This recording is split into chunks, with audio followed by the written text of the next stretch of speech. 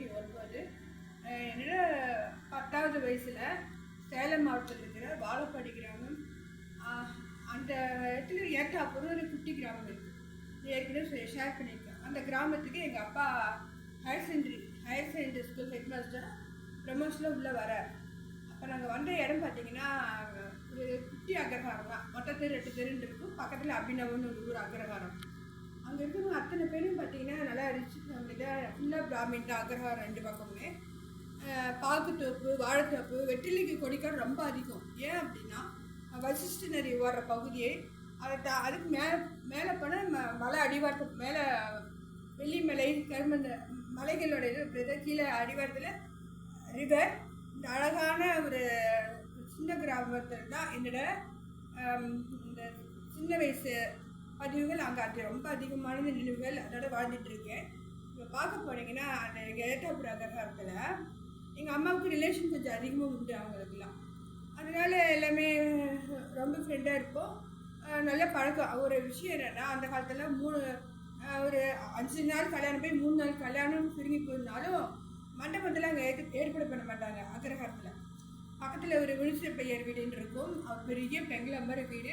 யார் வீட்டில் கல்யாணம் நடத்தினா அவங்க வீட்டில் தான் கல்யாணத்துக்கு அரேஞ்ச் பண்ணுவாள். அவளை ஃப்ரீயாக விட்டுருவாங்க. அதெல்லாம் ஒன்றுமே சொல்ல மாட்டேன். பெரிய பெங்களா வீடு, மேலே கீழே அவ்வளோ பெரிய இடங்கள். மேலே இருந்து அக்ஷரம் தூக்கலாம் அந்த ஜன்னல் வழியாக. அப்படி அழகான ஒரு டெக்கரேஷனாக வீடு. அப்படி மாப்பிள்ளை வீட்டுக்கு இறங்குறதுக்குன்னு ஒரு 4 வீடு ஸ்டார்ட் பண்ணி கொடுத்துருவாங்க. அப்போ என்ன ஆகும்னா, இப்போ மாதிரிலாம் வருஷம் கட்டி நிற்க மாட்டோம். சாப்பிட்றதுக்கு கூட ஆள் கிடையாது. இப்போ கல்யாணத்துக்குலாம் அந்த 3 நாள் கல்யாணமும் காலங்காத்தால ஒரு மாமி மாமா வீட்டுக்கு வந்துடுவோம். குழந்தைங்களும் வருவாங்க.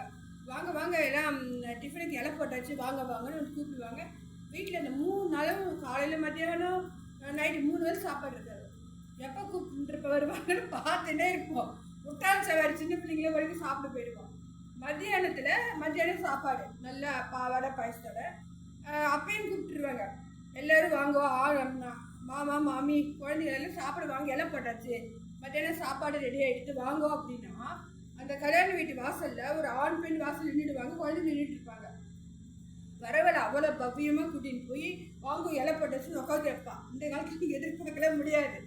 அதேமாதிரி நைட்டு சாப்பாடும் அப்படி தான். சுட சாப்பாடு, இதேமாதிரி சாப்பாடு. அப்போயும் வீடு தேடி வருவான். 3வது தடவை கூப்பிட்டுட்டோம்னா நாங்கள் சாப்பிட போவோம். 3 நாட்களும் இப்படி தான் கழியும். 4வது நாட்கள் என்ன பண்ணுவாங்க, சீர்பட்சணங்கள்லாம் இருக்கும்.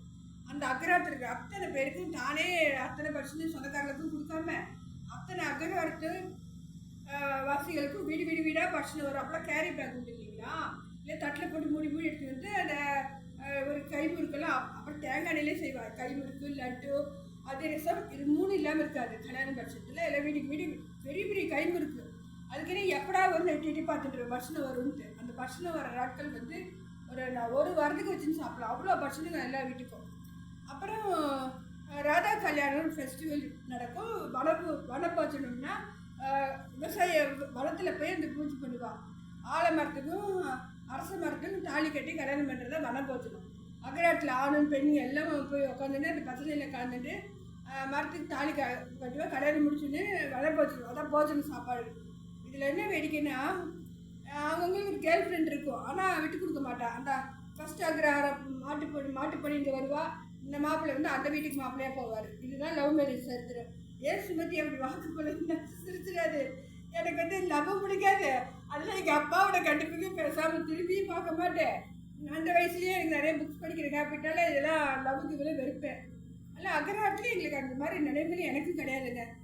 பக்கத்தில் வாலிபால் விளையாடுவோம், கிரிக்கெட் விளையாடுவோம். பக்கத்தில் இப்படியே உட்காந்துப்போம். நான் திறந்த போது நாங்கள் அப்படி தான் உட்காந்துருப்போம்.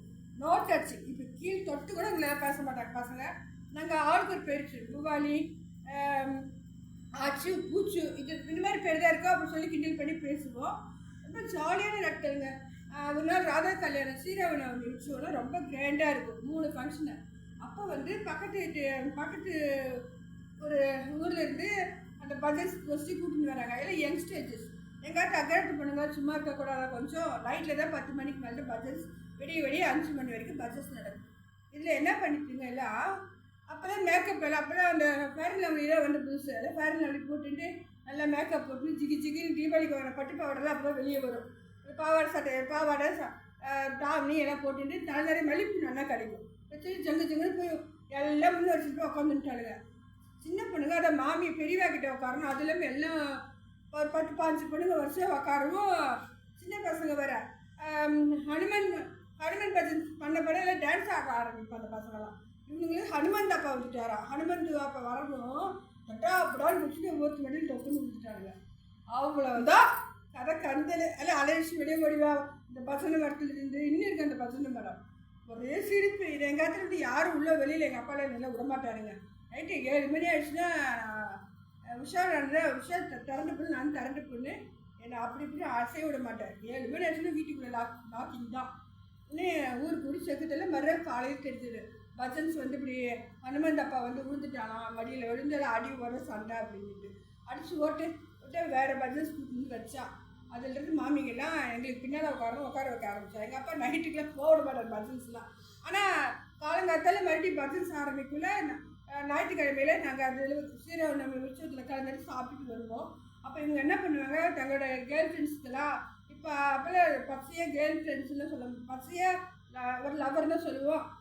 இவங்களும் எங்களை லவ் பண்ணுறா அப்படி தான் பேசுவோம். அப்போ எல்லாத்துக்கும் உறைஞ்ச விஷயந்தான். அவங்களுக்கு மட்டும் வேண்டியப்பட்ட ஆட்கள் பரிமாறு கல்யாணத்துலேருந்து ஸ்ரீராமி உற்சவம் வரைக்கும் அவங்களுக்கு எக்ஸட்ரா 2 கடை, அப்புறம் பாய்ச்சல் நிறைஞ்சி, அப்புறம் அப்பளம் 2 இதெல்லாம் கற்றுவோம். என்ன பண்ணிட்டு இருக்கேன், எங்களுக்கு ஆளுக்கு ஒன்று போட்டு அங்கே போய் பரிமாறு யாரும் பெரிய வேலை திட்டுவான். அப்புறம் கரெக்டாக 1 இயரில் கொட்டு மேலே தான் அவளுக்கு இந்த அக்கராட்டு பொண்ணு அங்கே போக மாட்டோம், அந்த அக்கராட்டு போய் இலை தாண்ட மாட்டார். தில்லை பொண்ணு இலை தாண்ட மாட்டோம். எங்கள் அக்கராட்டு பொண்ணு இலை தாண்டில் எனக்கு எங்கள் மாமாலாம் இருந்தா. அப்போ ஹரணி கேட்குறால கல்யாணம் மாமாலாம் அவ்வளோ அது லவ் மேரேஜ். நம்மளை பார்த்து பொண்ணு அப்படி கல்யாணம் பண்ணி போயிடுவான். ஒரு நாள் பெரிய விளையாட்டு எங்கள் அக்கராட்டு கூட்டிகிட்டு போகிறேன் போலீஸ் ஆகிற வேலையில். எங்கள் அம்மாவோட பெரியம்மா பையன் அவர் கல்யாணம் பண்ணி பேர பிள்ளைங்க எடுத்துட்டு என்னடி சுமதி எப்படி இருக்குன்னு சொல்ல வந்துட்டு பாருங்க. ஹரணி கோபம் யாருமா இவரோட வாடி போடிங்கிறாரு. எங்கள் மாமா நான் மட்டும் உனக்கு வயசாகலை எவ்வளோ ஒரு பொண்ணு கூட வந்துட்டுருக்கு, இன்னும் வாடி போடுங்க பார்க்குறவாலாம் அப்படின்னு சிரிப்பாக இருந்தது. எனக்கு இதெல்லாம் எனக்கு இன்னும் அந்த மனுஷன் அங்கே ஒரு 3 இயர்ஸ்க்கு முன்னால் ஒரு விஷயமா நாங்கள் போயிருந்தோம் எங்கள் ஊருக்கு. அப்போ என்னை பார்த்துவா எல்லாமே எங்கள் ஆத்துக்கார பேரை தான் ரெசிப்டில் போட சொன்னேன். இல்லைம்மா நீ நம்பாட்டு பொண்ணு, உன் பேர் தான் நாங்கள் போடுவோன்னு என்னால் முடிஞ்சு டொனேட் பண்ணக்குள்ளே என் பேர் தான் ரெசிப்டில் போட்டக்குள்ளே எனக்கு அப்படியே கலங்கி போச்சு. என்னை யாருமே மறக்கலை சுமத்திய அப்படிங்குள்ள. அந்த நாட்கள் வந்து ரொம்ப எதிர்பார்த்துட்டே ராஜா கல்யாணம் இந்த மே மாதத்தில் தான் வரும். அது ரொம்ப நேரம் ஏங்கி போன அந்த விஷயம் அன்றைக்கி அந்த 3வது வருஷம் நடந்தது. அங்கே எல்லோரையும் எங்கள் செட்டு பொண்ணுங்க எல்லாத்தையும் பார்த்தேன். அவளை பேர பிள்ளைங்க எடுத்தாச்சு. ரொம்ப அவள் வெளியூரில் சிலர் போடுற, சிலர் பேர் இங்கேயும் உள்ளூர்லேயும் இருக்கா. இப்படி இந்த வசிஷ்டத்தை பற்றி ஒரு இதில் நான் போட்டிருக்கேன் யூடியூப்பில் பாருங்க. அடுத்ததில் நான் இன்னும் கொஞ்சம் பதிவு பண்ணுறேன். இது வரைக்கும் அதாவது என்ன சொல்லுவாங்க, சைல்டுஹுட் மெமரிஸ் அந்த அதாவது குழந்தை பருவத்து நினைவுகளை சொல்ல முடியாது, இளம் குமரியான வந்து நினைவுகள். இது வரைக்கும் இந்த பார்த்து முடிச்சுக்கிறேன். இன்ட்ரெஸ்டாக இருந்ததுன்னா ஏதாவது ஒரு இது பாருங்கள். எனக்கு அதுதான் சொல்கிறேன், வியூஸாவது பார்த்துட்டு எனக்கு பார்த்து எல்லாவே எனக்கு ரொம்ப சந்தோஷப்படுவேன். சப்ஸ்கிரைபெல்லாம் பண்ண சொல்ல மாட்டேன். ஏன்னா இந்த மாதிரி நினைவு ரிவர் சூழ்ந்த ஊர் மேலே வந்து மலைகள் சூழ்ந்த இடத்துல இயற்கையான இடத்துல தான் நான் வளர்ந்து வந்தேன். அந்த இன்னும் இந்த இயற்கையான மலையை பார்க்கவும் ரிவரோட கரையை பார்க்கவும் ஹரணி அடிச்சு நாங்கள் போவேன்.